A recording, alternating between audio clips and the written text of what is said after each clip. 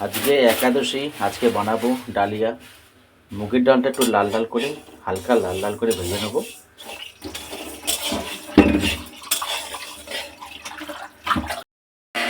তেলটা গরম হয়ে গেছে, তেলের মধ্যে আমি গোটা শুকনো লঙ্কা আর গোটা জিরে ফোড়ন দিলাম।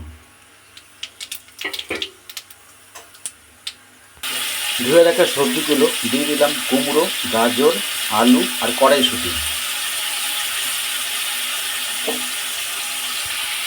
সেদ্ধ করা সয়াবিনগুলো এর মধ্যে দিয়ে দিলাম, একটু ভেজে নেব।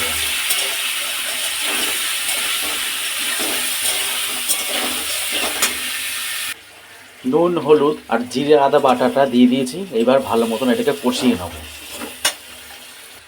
ওপর থেকে টমেটো আর তেজপাতা দিয়ে দিলাম, আর একটু কষিয়ে নেব। সোয়াবিন আর সবজিটা আর একটু কষানো হবে।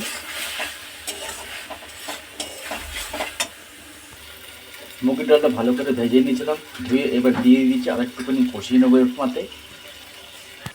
সবজির সাথে মুগের ডালটা ভালো মতন কষিয়ে নিয়েছি, এবার ডালিয়াটাকে দিয়ে দেবো, দিয়ে আর একটুখানি কষিয়ে নেবো। মশলার সঙ্গে ডালিয়া, সোয়াবিন, ডাল ভালো মতন কষানো হয়ে গেছে। এবার গরম জলটা দিয়ে দেবো সিদ্ধ হওয়ার জন্যে। সিদ্ধ হওয়ার জন্য আমি গরম জল দিয়ে দিলাম। এখন এটা ঢাকা দিয়ে রেখে দেবো। এপাশে বাঁধাকপির চচ্চড়ি করব। গোটা জিরে, গোটা গরম মশলা, তেজপাতা ফোড়নে দিলাম। ডালিয়ার খিচুড়ির মধ্যে আমি একটু কাশ্মীরি গুঁড়ো লঙ্কা দিয়েছি, একটু লাল হওয়ার জন্যে। এটা আরেকটু হবে, এটা আমি ঢাকা দিয়ে রেখে দেবো। বাঁধাকপি তরকারি করবো, এর মধ্যে জিরে আদা বাটা, কাশ্মীরি গুঁড়ো লঙ্কা, নুন, হলুদ আর টমেটো দিয়েছি। এবার মশলাটাকে ভালো মতন কষিয়ে নেব। মশলাটা ভালো মতন কষানো হয়ে গেছে, মশলা থেকে তেল ছেড়ে দিয়েছে। সেদ্ধ করা বাঁধাকপি, কড়াইশুঁটি, আলু আর গাজরটাকে দিয়ে আর একটু কষিয়ে নেবো আমি।